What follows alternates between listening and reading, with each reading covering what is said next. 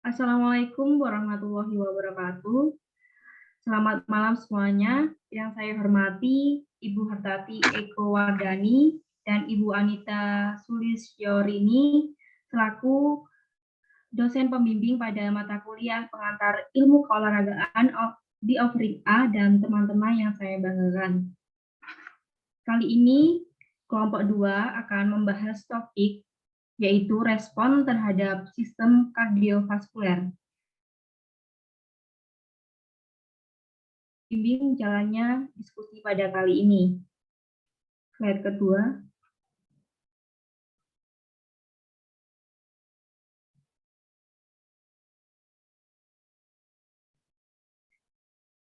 Sebelum itu, saya akan memperkenalkan kelompok 2. Untuk yang pertama, terdapat Ahmad Tiftakul Huda. Yang kedua yaitu Hasna Javelin. Yang ketiga, Hasanatul Barika. Yang keempat, Muhammad Mulia.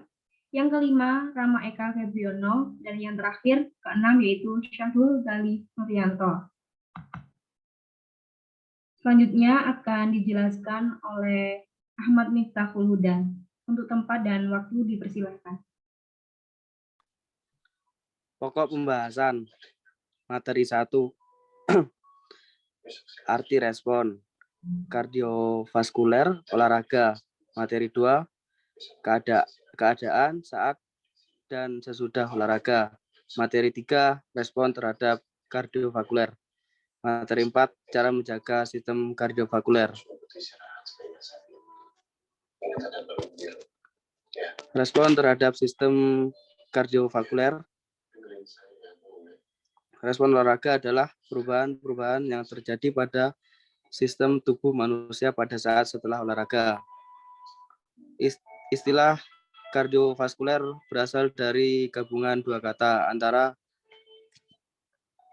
kardio dan vaskuler. Kardio adalah nama lain jantung, sedangkan vaskuler merupakan istilah lain tentang pembuluh darah. Sistem kardiovaskuler dapat diartikan sebagai sistem peredaran darah dengan jantung bekerja sebagai pompa dengan mengalirkan darah ke seluruh bagian tubuh melalui pembuluh darah. Next. Respon terhadap sistem kardiovaskuler. Olahraga merupakan latihan fisik, tidak hanya melibatkan sistem muskuloskeletal, tetapi juga sistem kardiovaskuler, respirasi, ekskresi, dan saraf. Ketika kita berolahraga, denyut jantung meningkat karena jantung memompa dengan lebih kuat untuk mengedarkan lebih banyak oksigen melalui darah ke otot-otot di sekitarnya yang bekerja. Hal ini menghasilkan peningkatan aliran darah dan juga peningkatan volume darah yang kembali ke jantung. Saat sebelum olahraga, sistem saraf akan menerima semua rangsangan dan siap mengirimkan sinyal-sinyalnya ke seluruh tubuh. Denyut jantung dan frekuensi pernafasan mulai meningkat. Saat olahraga terus berlanjut, reaksi kimia dalam tubuh bekerja untuk menyediakan kebutuhan energi semakin meningkat. Denyut jantung dan frekuensi pernafasan semakin cepat oleh karena sistem jantung, pembuluh darah, dan paru-paru bekerja lebih kuat untuk mengalirkan oksigen dan energi ke otot yang bekerja. Aliran darah ke sistem pencernaan dan sistem tubuh yang lain akan berkurang, sementara aliran darah ke otot semakin bertambah. Aliran darah ke kulit meningkat sehingga kulit terasa lebih hangat dan basah oleh keringat.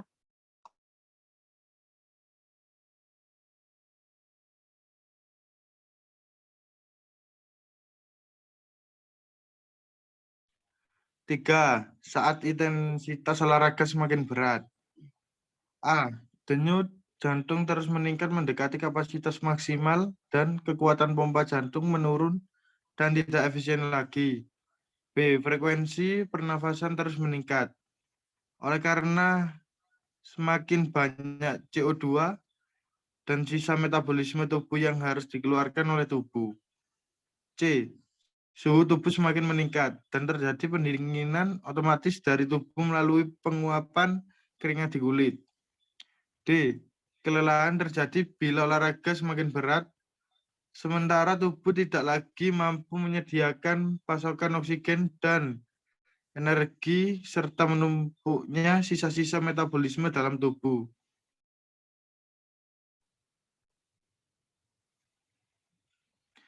Saat pelaksanaan aktivitas olahraga, maka terjadi respon fisiologis yang dilakukan oleh sistem kardiovaskuler. Salah satu respon yang dilakukan jantung yaitu dengan meningkatkan denyut jantung. Dengan adanya peningkatan denyut jantung, maka jumlah darah yang didistribusikan menjadi lebih cepat diterima oleh anggota tubuh. Hal ini penting dilakukan untuk mengantarkan oksigen dan sari makanan pada sel. Membawa panas untuk dibawa dan dilepas melalui permukaan kulit serta melepaskan karbon dioksida sebagai hasil sisa metabolisme.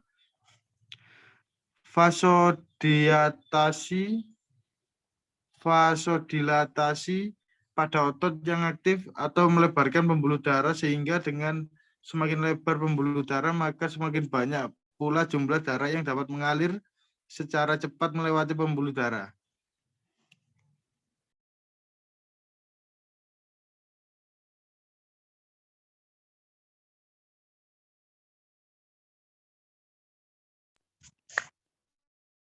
Intensitas latihan olahraga sangat berkaitan erat dengan sistem kardiovaskuler. Intensitas latihan olahraga dapat diartikan sebagai tingkat ringan atau beratnya aktivitas olahraga yang dilakukan. Tingkat intensitas latihan berbanding lurus dengan kerja sistem kardiovaskuler. Saat intensitas latihan rendah, maka jantung akan berdetak lebih lambat. Namun pada olahraga dengan intensitas lebih tinggi, maka jantung akan berdetak lebih cepat. Sistem kardiovaskuler, sistem peredaran darah atau yang biasa disebut sistem sirkulasi adalah suatu sistem organ yang berfungsi memindahkan zat dan nutrisi ke sel. Sistem ini juga membantu stabilisasi suhu dan pH tubuh.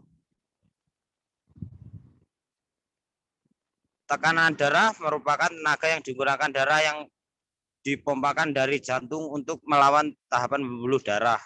Atau sejumlah tenaga hari tekanan darah akan berubah-ubah tergantung dari aktivitas tubuh. Tekanan darah bergantung pada jantung sebagai pompa dan resistensi menit dinamakan cardiac output curah jantung. Curah jantung dipengaruhi oleh kecepatan denyut jantung dan volume darah yang dipompakan pada setiap denyutan. Pada umumnya tekanan darah tidak stabil sepanjang hari, tetapi menunjukkan fluktuasi yang dipengaruhi oleh aktivitas, emosi, dan sebagainya, terutama tekanan sistolik. Sedangkan tekanan darah diastolik relatif stabil. Oleh karena itu, tekanan darah yang normal harus ditentukan tidak pada suatu saat saja, tetapi berulang-ulang.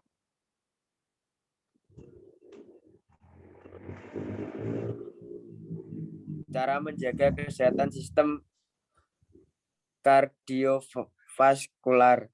Berikut ini merupakan kebiasaan hidup yang sehat dapat diterapkan untuk menjaga kesehatan sistem kardiovaskular. Yang ke-1, berhenti merokok. Merokok adalah salah satu faktor resiko pada penyakit jantung. Hal ini karena bahan kimia di rokok dapat merusak dan menyebabkan penyempitan di pembuluh darah. Oleh karena itu, Anda sebaiknya berhenti merokok untuk mencegah munculnya penyakit jantung. Yang kedua, dibatasi makanan-makanan berlemak.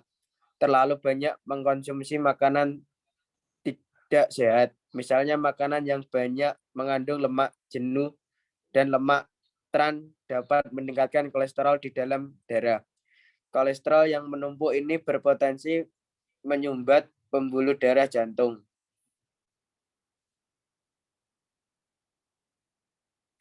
Yang ketiga, olahraga secara rutin. Melakukan olahraga atau aktivitas fisik secara rutin dapat mengurangi resiko penyakit jantung. Jadi, luangkan waktu setidaknya 30 menit setiap hari untuk berolahraga. Yang keempat, konsumsi banyak serat. Mengkonsumsi makanan yang kaya serat dapat menurunkan kadar kolesterol jahat atau LDL di dalam darah. Untuk itu, penuhilah kebutuhan serat setidaknya 30 gram per hari. Anda bisa mendapatkan asupan serat dari sayuran, buah-buahan, dan kacang-kacangan. Salah satu pilihan makanan yang baik untuk mencegah penyakit kardiovaskular adalah kucai.